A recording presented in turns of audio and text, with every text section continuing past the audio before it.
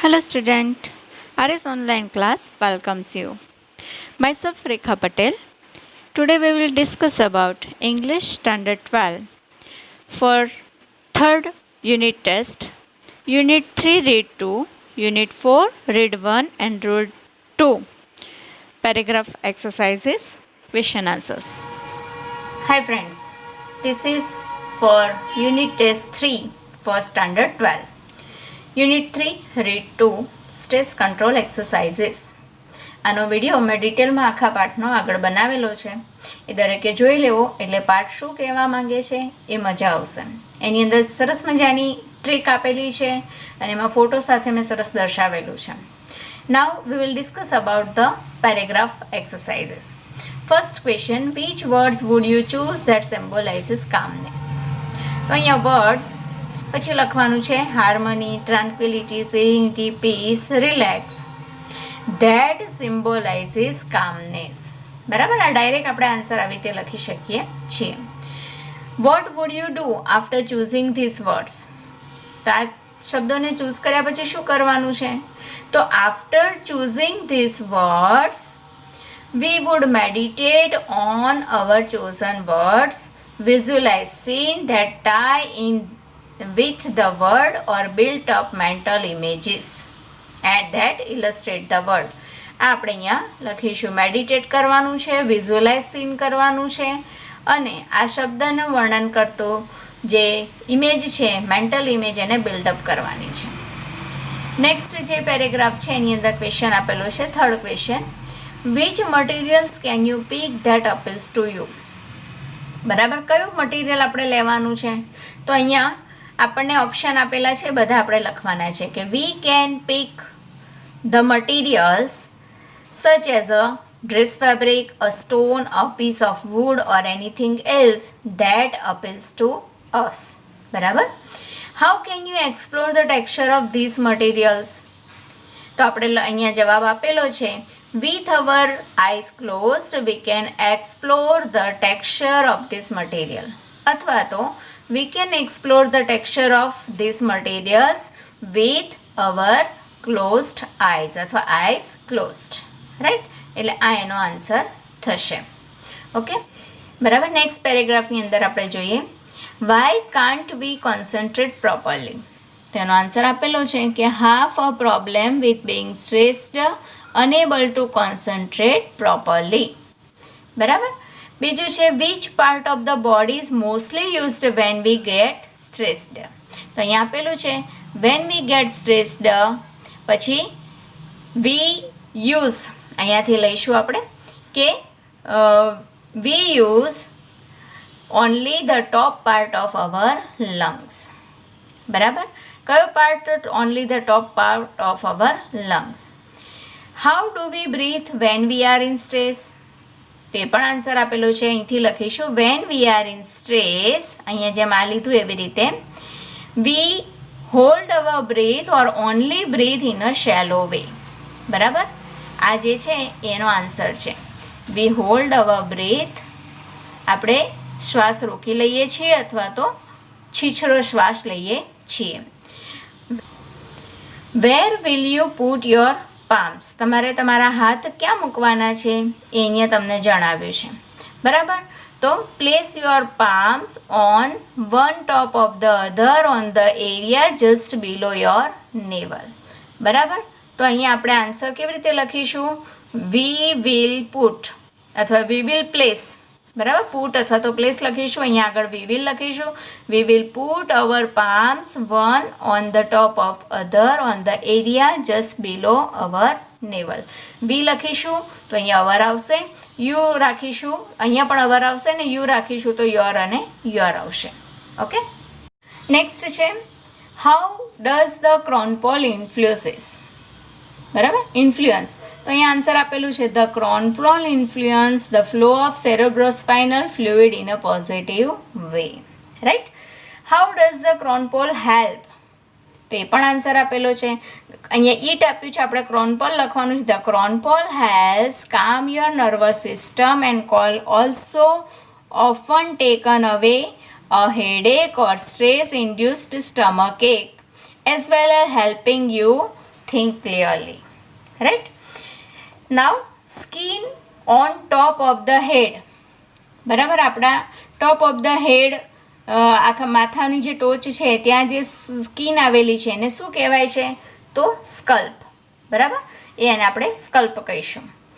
And last paragraph, એમાં આપેલું છે, જુઓ, how can music help?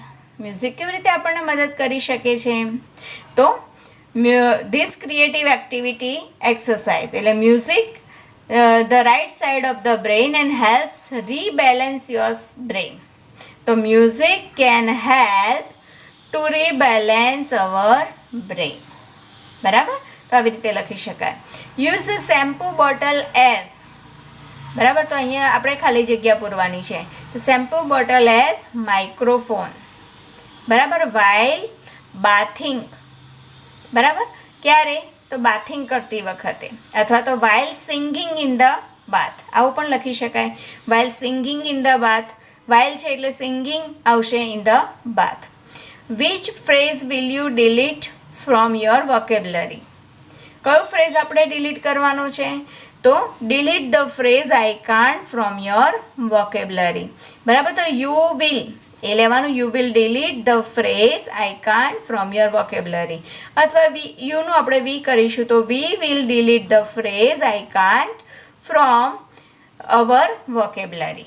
Okay, now it's unit 4, read 1, adjustment. બરાબર, તો એડજસ્ટમેન્ટનો વિડીયો પણ મેં અગાઉ બનાવી દીધેલો છે. આપણે એની અહીંયા પેરેગ્રાફ પ્રેક્ટિસ જોઈએ છીએ. તો પહેલો પ્રશ્ન છે, વોટ વોઝ અ મિસ્ટેક? બરાબર, તો મિસ્ટેક શું હતી? તો it was a mistake not to take nana, our grandfather, to the funeral of our grandmother, our nani. આ જે છે એ મિસ્ટેક હતી. બરાબર, નાનાને ન લઈ ગયા, નોટ ટુ ટેક નાના, એ મિસ્ટેક હતી. હાઉ લોંગ હેડ નાના લીવડ વિથ નાની? એ નાની સાથે કેટલો સમય રહ્યા છે, કેટલો સમય જીવ્યા છે? તો અહીંયા આપ્યું છે કે હી છે, તો આપણે અહીંયા શું લખીશું? નાના. નાના હેડ લીવડ વિથ નાની for over half a century. એટલે શું લખીશું? 50 વર્ષ, 50 યર્સ. હાફ અ સેન્ચુરી એટલે 100 અને હાફ અ સેન્ચુરી એટલે 50 યર્સ. હાઉ ઓલ્ડ વોઝ નાના? નાના એ કેટલા ઘરડા હતા? બરાબર, તો એ પણ અહીંયા આપેલું છે કે nana was about 85 years old. બરાબર, નાનાની ઉંમર 85 યર્સની હતી. Find out the word from the paragraph. A wooden frame on which the corpse dead body is kept. Dead body જે મૂકવામાં આવે છે એને શું કહેવાય? તો બાયર, એટલે નનામી, ઠાઠડી જેને આપણે કહીએ છીએ તે. વેન નાની પાસ્ડ અવે નાના વોઝ અરાઉન્ડ 85. બરાબર, તો આ વાક્ય સાચું છે કે ખોટું? તો વાક્ય સાચું છે કે નાની પાસ થયા, મૃત્યુ પામ્યા ત્યારે એમની એજ 85 યર્સની હતી. નેક્સ્ટ આપણે જોઈએ, તો એની અંદર જુઓ, તમે જોઈ શકો છો 6th ક્વેશ્ચન છે, હુ વોઝ ઓલ્ડર? નાના ઓર નાની? બેમાંથી કોણ મોટું છે? તો અહીંયા નાના કહે છે આઈ એમ ઓલ્ડર ધેન યુ, એટલે નાના ઓલ્ડર છે, એટલે નાના વોઝ ઓલ્ડર. ધેન હુમ? તો then nani. What did the children do to make his room liveable? એમનો રૂમ લાઇવલીએબલ થાય એટલે બાળકોએ શું કર્યું? તો the children removed a few of nani's belonging to make the room liveable for nana. બરાબર, હુ ડાયડ ફર્સ્ટ? કોણ પહેલાં ઓફ થઈ ગયું, મૃત્યુ પામ્યું? તો હુની જગ્યાએ આપણે શું લખીશું? નાની ડાયડ ફર્સ્ટ. રાઈટ. નેક્સ્ટ જે છે એની અંદર 9મો પ્રશ્ન છે, the shift was gradual. Which shift is mention here? કઈ શિફ્ટ અહીંયા આગળ કહેવામાં આવેલું છે? તો શિફ્ટ એટલે ચેન્જ ઓર મોર્ફિંગ ઓફ નાના. બરાબર, ટ્રાન્સફોર્મિંગ ધ પર્સનાલિટી ઓફ નાના was gradual. Pay attention two, તો પે અટેન્શન ટુ એનું સિમિલર શું થાય? તો પે હીડ ટુ, એ એનું સિમિલર થાય છે. By whom was nana caught while taking nani's cup syrup? તો આપણે અહીંયાથી જવાબ લખીશું while taking nani's cup syrup the writer nana was caught by writer અથવા તો the writer caught catch Nana. બરાબર, અહીંયા કોટનું કોટ જ રાખીશું, ભૂતકાળ છે એટલે the writer caught Nana. Who was taking Nani's cup syrup? તો અહીંયા હુની જગ્યાએ શું લખીશું? નાના. Nana was taking Nani's cup syrup. What was Nana doing with the cup syrup? A cup syrup સાથે શું કરતા હતા? તો અહીંયા આન્સર આપેલો છે કે nana was measuring it by the capful exactly the way nani use to. બરાબર, અહીંયા ઈટની જગ્યાએ આપણે કપ સિરપ લખી શકીએ. બરાબર, કે nana was measuring cup syrup by the capful exactly the way nani used it to. Okay, next, how was nana's intonation? તો અહીંયા જ આન્સર આપેલું છે નાનાઝ ઇન્ટોનેશન વોઝ નેઝલ. બરાબર, હીઝ આપ્યું છે આપણે, નાનાઝ ઇન્ટોનેશન વોઝ નેઝલ એટલું પણ ચાલે, અને એક્ઝેક્ટલી લાઈક નાનીઝ કે નાનીના જેવો નાકમાં બોલતા હતા તો પણ ચાલે. What was doctor KD Kamble? તો ડૉક્ટર કેડી કામ્બલે કોણ હતા? તો doctor KD Kamble was a psychiatrist. બરાબર છે. Why was the writer worried? તો એનો આન્સર પણ અહીંયા આપેલો છે, જુઓ કે the writer were worried because nana's intonation was nasal exactly like Nani's. It seemed as if it was Nani who was speaking. બરાબર, અને એટલા માટે થઈને a little worried એટલે એમને ચિંતા થઈ. ઓકે, નેક્સ્ટ એન્ડ લાસ્ટ, જો વોટ વોઝ નાના સફરિંગ ફ્રોમ? એ કયા રોગથી પીડાઈ રહ્યા હતા? તો આન્સર આપેલો છે કે nana was suffering from a sort of dissociative personality disorder. બરાબર, ત્યાર પછી આગળ છે was there any cure possible for nana suffering? તો no sure cure for it. No, there was not any cure possible for nana suffering. No લખી અને there was not લખીશું. What was doctor's advice? તો જવાબ છે the doctor's advice was to let nana live his life any way he wants to. બરાબર, એ જે રીતે જીવવા માંગે છે એ રીતે જીવવા દેવું એ ડૉક્ટરની સલાહ હતી. A mental irregularity in a person's thoughts, memories, feelings or sense of identity is called to dissociative personality disorder. Okay, who tells this story to us? So Gulzar, the grandson of Nana, tells this story to us. Okay, now unit 4, read 2 blind deaf fish poem written by Ananda Acharya. બરાબર, એનો પણ video મેં બનાવેલો છે જે આપણે જોવાનો છે જેથી આપણને એની થીમ ખબર પડે. અહીંયા પહેલો ક્વેશ્ચન છે what kind of river it is? એ રિવર કેવી હતી? તો the river is a dark. બરાબર, it is a dark river. બરાબર, અહીંયા આન્સર આપેલો છે. Where does a dark river flow? એ ક્યાં ફ્લો કરતી હતી? બરાબર, તો the dark river flows in a dark cave. બરાબર, in a dark cave. Whose flow is discussed in the poem? તો the river's flow is discussed in the poem. અહીંયા હુઝની જગ્યાએ રિવર્સ લખીશું. Reverse flow is discussed in the poem. ત્યાર પછી છે how is the river bank? River bank કેવી છે? તો the river bank is stony. Stony એટલે પથરાળ. ક્વેશ્ચન છે four whom are the cave and the river bank river dark? Why? તો answer છે the cave and the river are dark for fish. બરાબર, why? તો why no answer શું લખીશું? because it is blind and deaf. બરાબર, અહીંયા ટાઇટલમાં છે blind and deaf. Blind અને ડેફ હોવાથી એના માટે શું છે કે કેવ અને રિવરને જોઈ શકતી નથી. Where is the man sitting?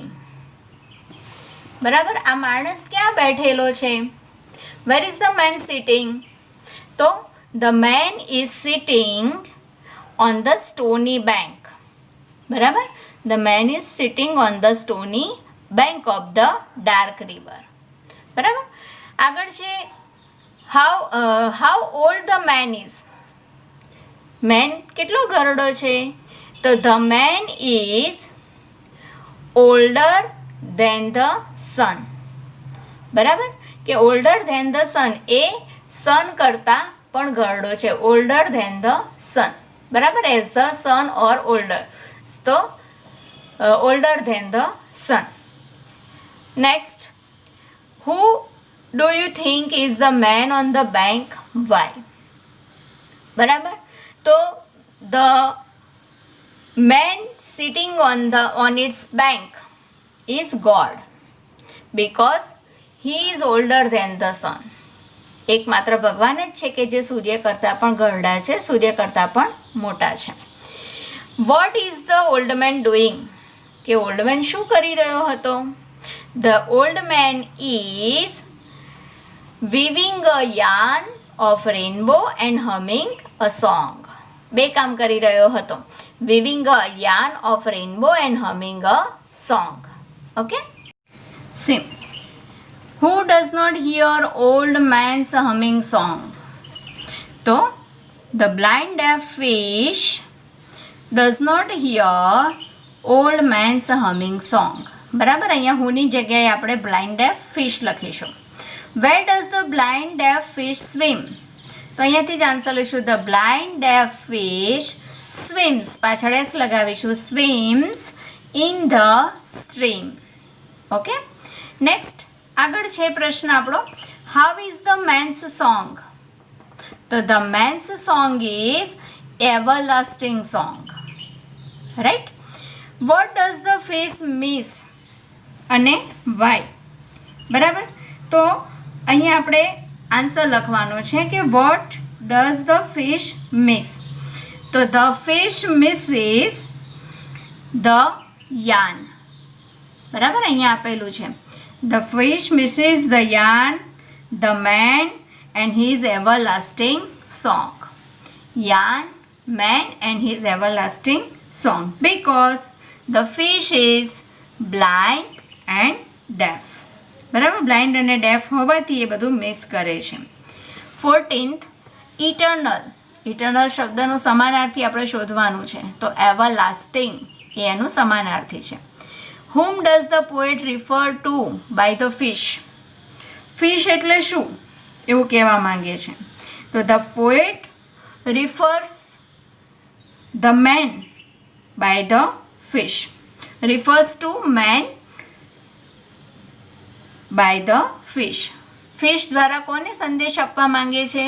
તો માણસને, હ્યુમન બિંગ, મેન, પીપલ એવું પણ લખી શકીએ. ધ પોએટ રિફર્સ, આ એસ લગાવીશું આનો, અને શું લખીશું? To man by the fish, to human being by the fish, to people by the fish. Okay, this is the end of this video. Now bye, take care, thank you. Friends, subscribe my channel on YouTube, like, share and review my Facebook page, English Teacher _RS.